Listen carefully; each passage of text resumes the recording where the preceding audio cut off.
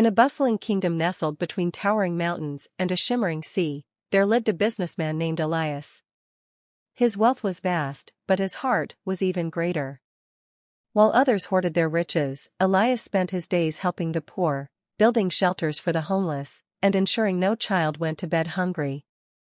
His kindness was a beacon of hope in a land shadowed by the rule of a cruel and selfish king. King Alaric was a man who valued gold more than lives. His castle loomed over the kingdom, its spires piercing the sky, while the people below struggled to survive.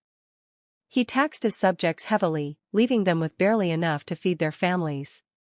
Many whispered of rebellion, but fear kept them silent. One fateful day, Elias was summoned to the castle. The king had heard of his generosity and saw it as a threat to his own power. "Why do you give away your wealth to the undeserving?" Alaric sneered, his voice dripping with disdain. "Do you not know that gold is meant to be kept, not wasted?" Elias stood tall, his eyes steady.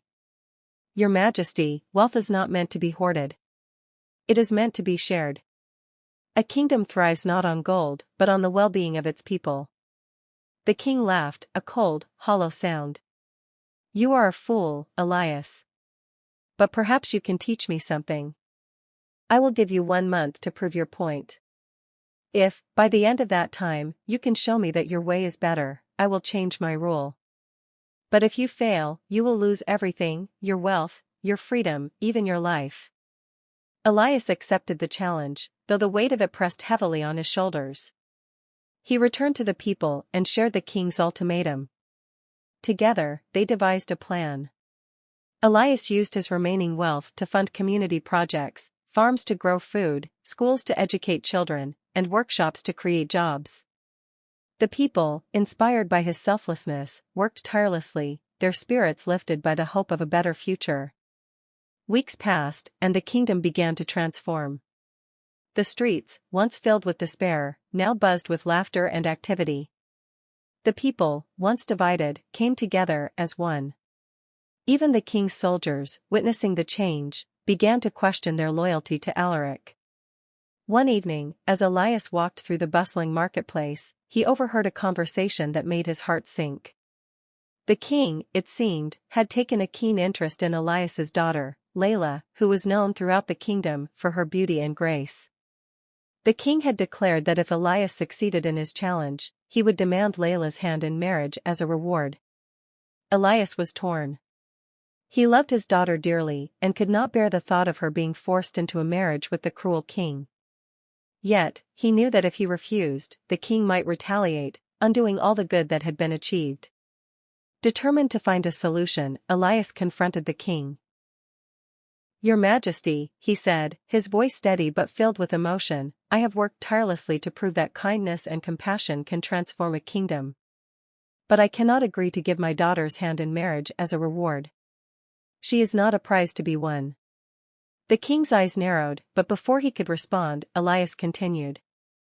"However, if you truly change your ways and rule with kindness, I will consider it an honor to join our families, but only if Leila agrees, and only if you prove yourself worthy of her love and respect." The king was taken aback. No one had ever spoken to him with such honesty and courage. For the first time, he felt a flicker of doubt about his own actions. "Very well," he said slowly. "I will prove myself worthy.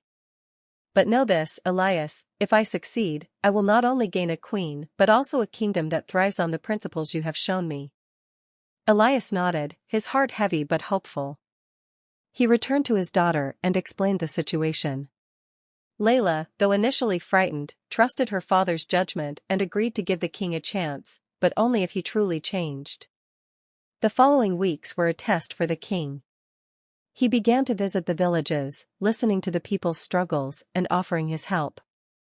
He reduced taxes, funded schools, and even worked alongside the farmers in the fields. Slowly but surely, the people began to see a change in their ruler. On the final day of the challenge, Elias and Leila stood before the king in the grand hall of the castle. The room was filled with citizens who had come to witness the outcome. "Your Majesty," Elias said, "you have shown that change is possible. The kingdom is thriving, and the people are happy.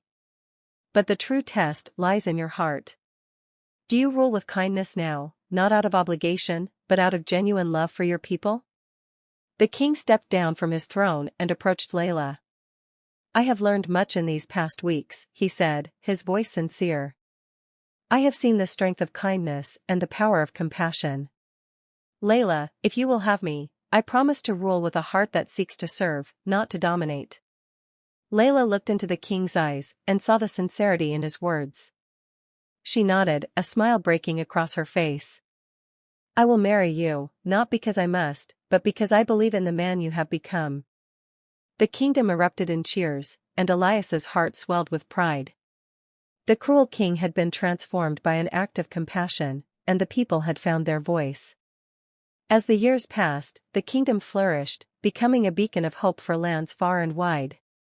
And Elias, though his wealth had diminished, knew he had gained something far greater, the love and respect of his people, and the joy of seeing his daughter happy and loved.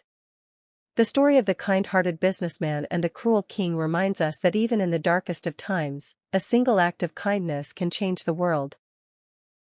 It is not gold or power that defines us, but the love we share and the lives we touch. And in that, we find our true legacy.